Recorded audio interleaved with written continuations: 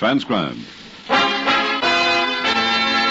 Family Theater presents Loretta Young, Robert Stack, and Gene Lockhart.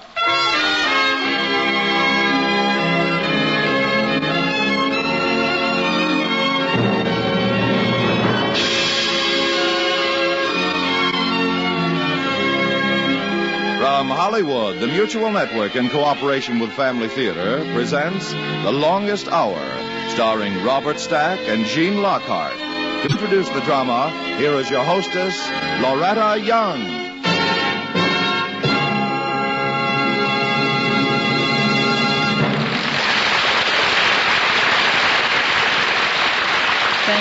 Thank you, Tony Lafrano.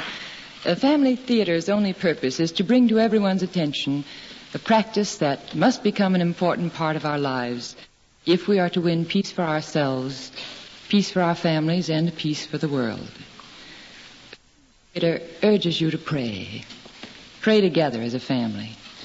And now, to our transcribed drama, The Longest Hour, starring Gene Lockhart as Adam and Robert Stack as Jefferson.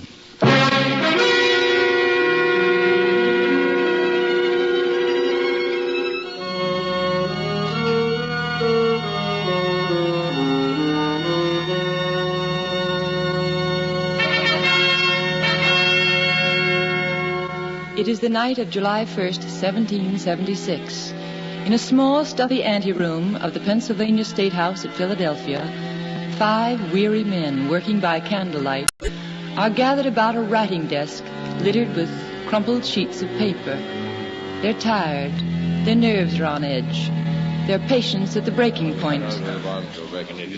Gentlemen, let's be realistic about this. We are failing in our task. Come now, Adams. We are having difficulties, to be sure, but they are not insuperable. Mr. Franklin, I admire your skill as a diplomat, but this is a time for brutal truth, not diplomacy. And what is the brutal truth, Mr. Adams? That this committee, which was formed to draft a Declaration of Independence, is not capable of doing so.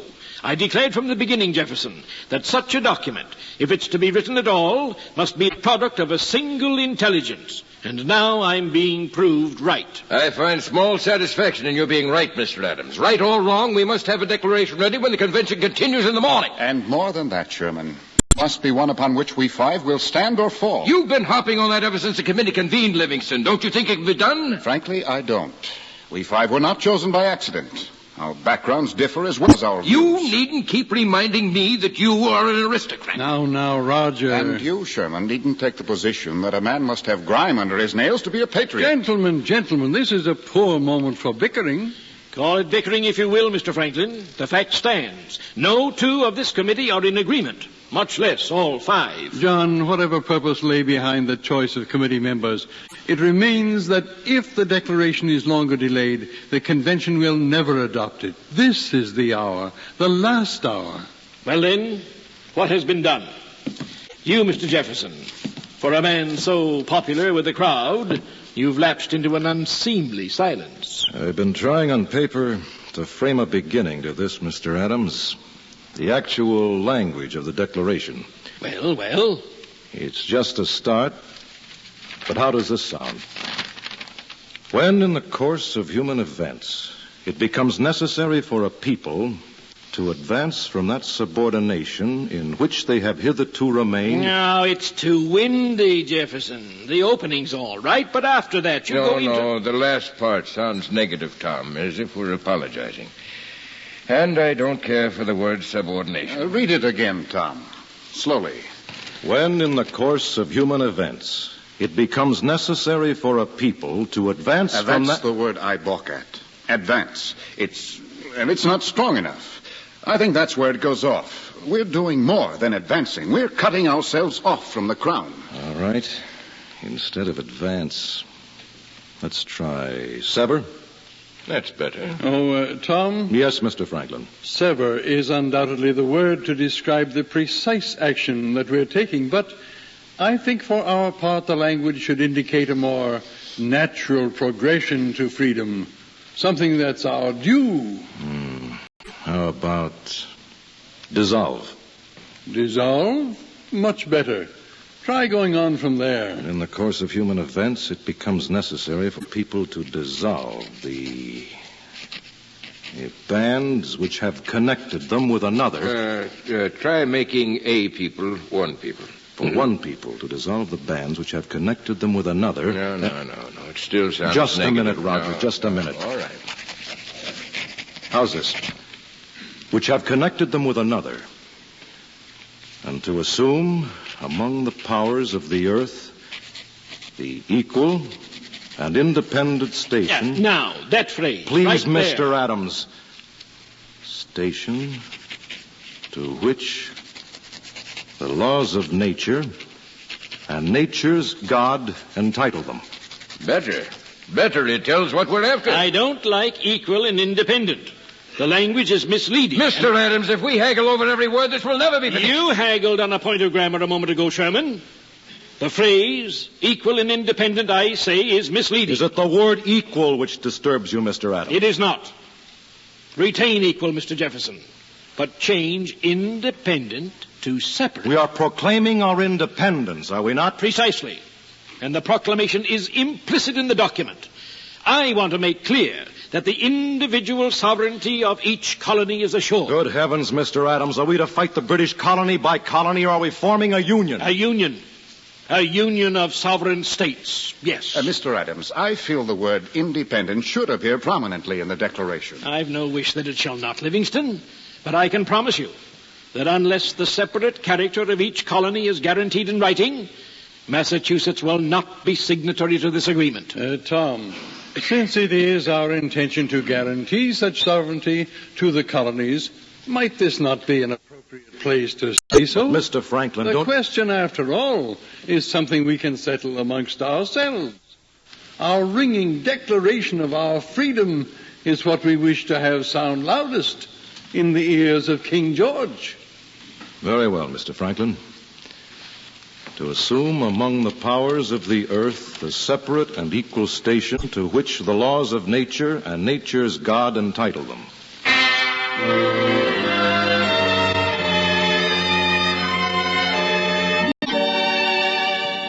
And so it went, phrase after phrase, word after word. The candles burnt low and fluttered out. And one or another of the 5 men in the anteroom replaced them and continued to pace the floor, wrestling with the language of the document that none of them dared hope had any claim to permanence, much less to immortality. John Adams, stiff and brusque in his too warm velvet and watered silk. Franklin, bald and aging, peering over the rimless spectacles he invented. Livingston, the impeccable aristocrat. Sherman, the zealot in homespun. And Thomas Jefferson, lean and ungainly, bent over the table, scratching out the alphabet of freedom with a quill pen. A decent respect to the opinions of mankind requires that they should declare the causes which impel them to the change. Ah, there again, Jefferson. I believe the word should be separation. Mr. Adams, what is this fatal fascination that things separate for you? It is not a matter of fascination, but of construction. Every word, haggle. There's no will to finish this task. I don't know, but I prefer separation in this case. At the risk of appearing undiplomatic, I'll stand with Jefferson. Change. We are making a change. It conveys the sense of what we are doing. I say there's no will to finish this. Every word, every comma, haggling. Come in. Gentlemen. What is it, Mr. Morris? I think you should know that some of the convention members are caucusing unofficially. What? Caucusing? For what purpose? There is talk of adjourning the convention permanently. Adjourning the convention? What is it? I say to you, it's criminal nonsense to think of adjournment now. Nevertheless, Mr. Adams, it's in the wind. Some say the British power is too great for us, that we can never expect any real help from France. We've been fighting the British for the past 14 months. If their power is so great, why haven't they crushed us? I'm only repeating the rumors, Mr. Jefferson. Gentlemen, we must at least use up the time left to us. If at the end of the hour we are not united in support of a document that can be taken before the convention with faith and fire, then I too will admit the effort is hopeless.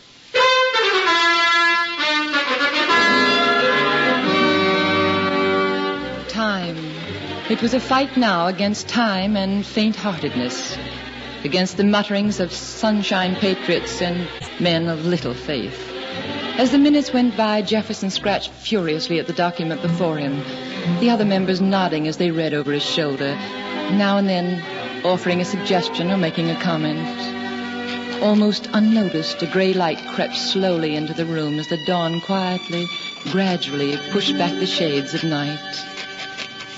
We hold these truths to be sacred and undeniable. Tom, I suggest we change sacred and undeniable to self-evident. Self-evident. I see little difference or improvement in the change, Mr. Franklin. It's a tactical point, John. If we say self-evident, we put the convention in the position of not being sure what to attack. I'll accept that. Mr. Adams? Very well. Very We well. hold these truths to be self-evident.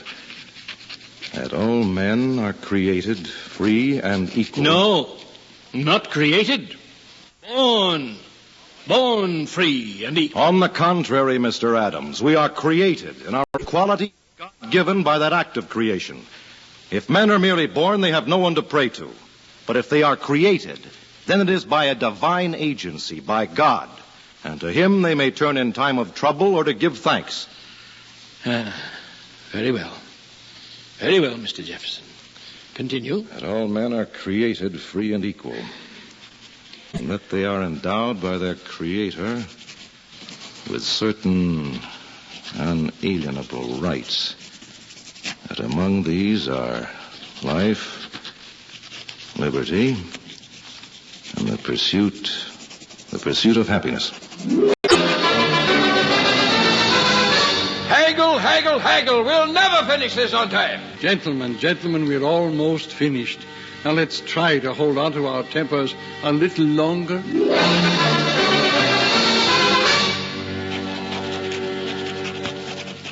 Well, Mr. Adams, such as it is, it's finished. Yes. Not a bad document, Jefferson. Not bad at all. Now, if we can get it through the convention. We'll never know until we try, Mr. Livingston, so shall we enter the arena, gentlemen?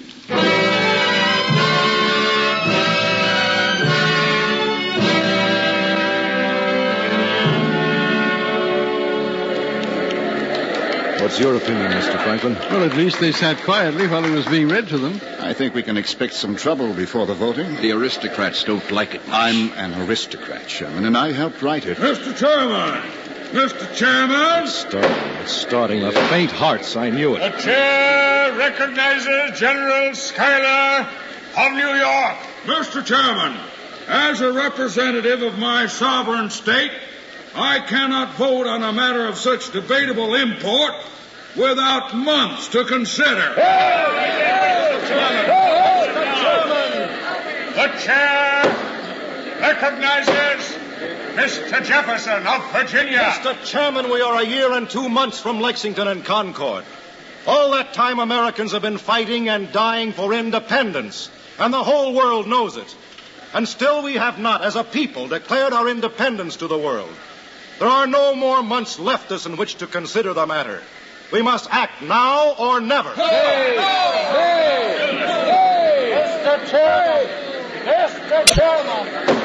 The chair recognizes Mr. Franklin from Pennsylvania. Mr. Chairman, it is not the purpose of this committee to force upon an unwilling convention a document which does not, in every particular, reflect the combined sentiment of this body. Compromise is of the essence of true self-government, and we are all willing to compromise, but not upon principle. And it is the principle of independence which is here at stake. Gentlemen, the hour is late. We had better agree we will all hang together, or we are mortally bound to be hanged separately.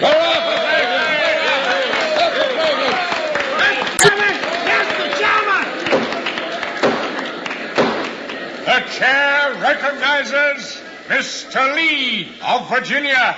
Mr. Chairman, I move that the convention assembled adopt the following resolution: that these United Colonies are right and ought to be free and independent states.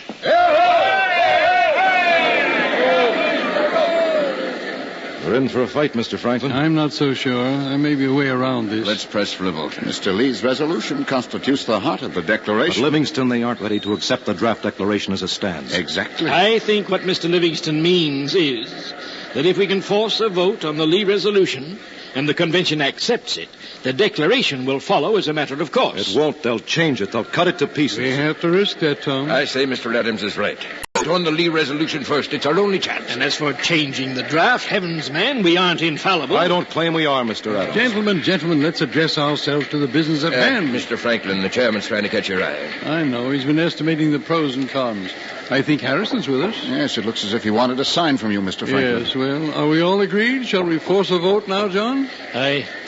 I think I can promise you the Massachusetts delegation. I've already spoken to Welcott and Huntington in the Connecticut delegation. We can count on them. I'm certain of Virginia. What about your own state, Mr. Franklin? I believe Pennsylvania will do the right thing. Well, then I say let's call for a vote. Yes, we Very should. well, gentlemen. Roger, you have a powerful fist. Start pounding it on that desk, would you? All right. Mr. Chairman. Mr. Chairman. The chair recognizes Mr. Franklin of Pennsylvania. Mr. Chairman, I second the resolution just put before the convention by Mr. Lee of Virginia and move that at this time a vote be taken on its passage by the Congress. The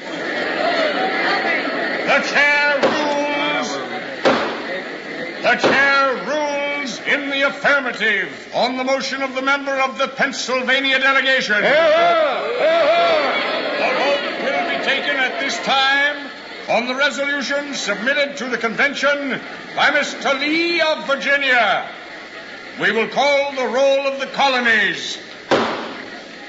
Connecticut, 4 votes. Connecticut cast its 4 votes in favor of the resolution.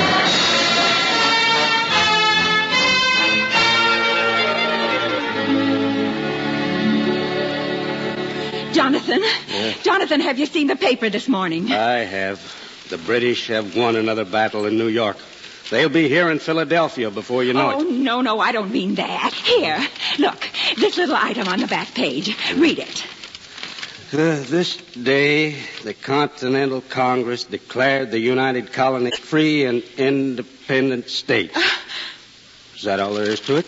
Well, don't you know what it means, Jonathan? Mm-hmm. We're free. We've cut ourselves loose from England. But shouldn't there be more? Well, what else is needed, Jonathan? We're free. Free men and women, Jonathan. The Congress has said so.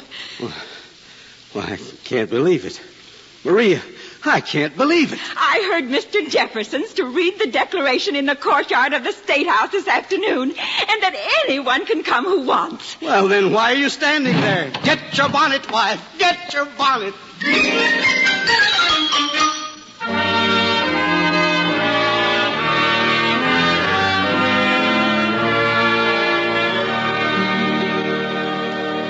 We, therefore, the representatives of the United States of America, in General Congress assembled, appealing to the Supreme Judge of the world for the rectitude of our intentions, do in the name and by the authority of the good people of these colonies solemnly publish and declare that these united colonies are, and of right ought to be, free and independent states, that they are absolved from all allegiance to the British Crown, and that all political connection between them and the state of Great Britain is and ought to be totally dissolved, and that as free and independent states they have full power to levy war, conclude peace, contract alliances, establish commerce, and to do all other acts and things which independent states may of right do. And for the support of this declaration, with a firm reliance on the protection of divine providence, we mutually pledge to each other our lives, our fortunes, and our sacred honor.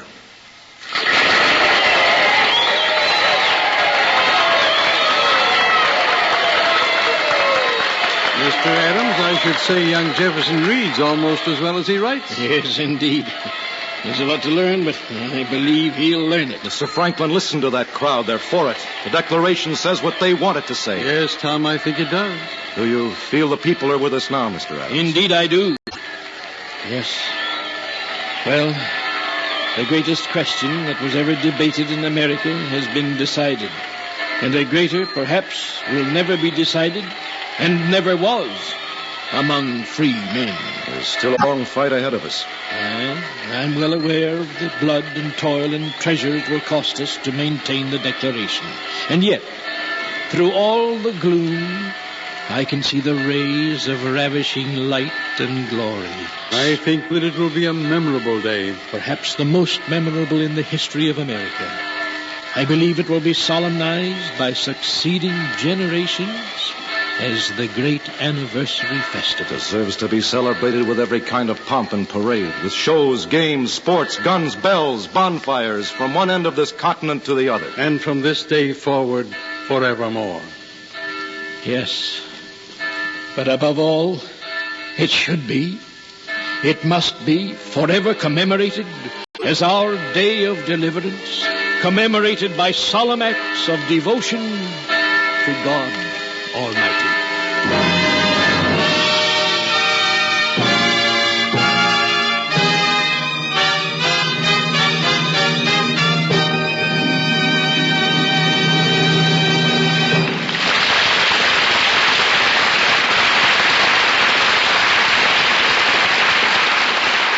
And now, here is your hostess, Miss Loretta Young. Thank you, Tony Lafrano. It's been said, and I suppose there's some truth in it, that we Americans have a way of taking our flag and our freedom for granted. But I never hear that complaint without recalling the experience of a friend of mine. She had it in New York some years ago. She was watching a parade come down Fifth Avenue when two boys, about 12, pushed up beside her in the crowd. One of the boys was blind, and he kept tugging at his companion's sleeve and inquiring, "Where is it, Billy? Is it coming? Where is it?" The other boy assured him, "Not yet, not yet. It's way down the street." My friend, unable to contain her curiosity, leaned over and tapped the blind boy's companion on the shoulder. "What's he waiting for?" she inquired quietly. "Ah," said the boy, "he wants me to tell him when the flag comes by." "But why?" my friend asked. "He can't see it." "Oh, no," explained the boy, "but he likes to know it's there." Well, perhaps that sentiment puts into words the proud feeling that most of us Americans have for our flag. We like to know it's there, to know that it's been there since 1776. It's the star-spangled reminder of the unity which enabled that first family of 13 colonies to grow under God into the great nation that America is today. It was true then, and is true now. The family that prays together stays together. More things are wrought by prayer than this world dreams of.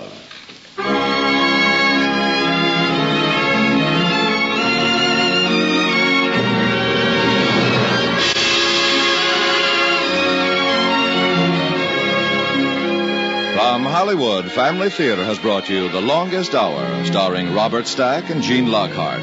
Loretta Young was your hostess. Others in our cast were Norman Field, Fred Shields, John Stevenson, Pat McGeehan, Billy Baucom, Miguel Bonney, and Dave Young. The script was written by John T. Kelly, from an original story by Robert Hardy Andrews.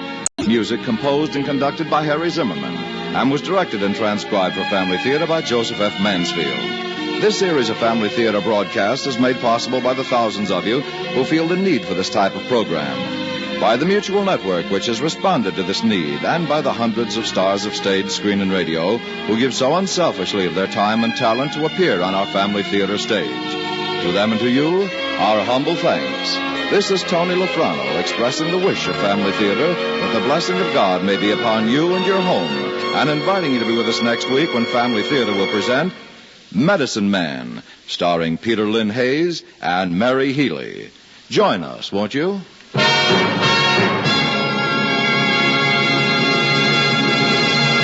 This is the Mutual Broadcasting System.